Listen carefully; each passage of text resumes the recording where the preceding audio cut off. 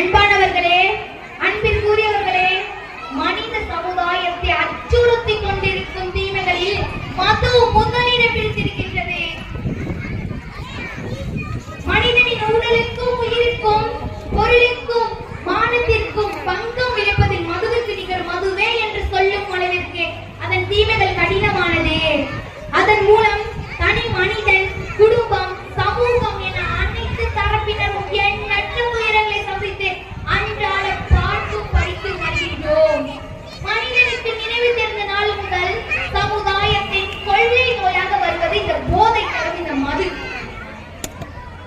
உலகம் முழுவதும் உள்ள மனித சமுதாயத்தை, ஒட்டுமொத்த மனித சமுதாயத்தை அழிவு என்னும் பெரும் உயர்த்து வித்தாக அமைந்திருப்பது இந்த மது.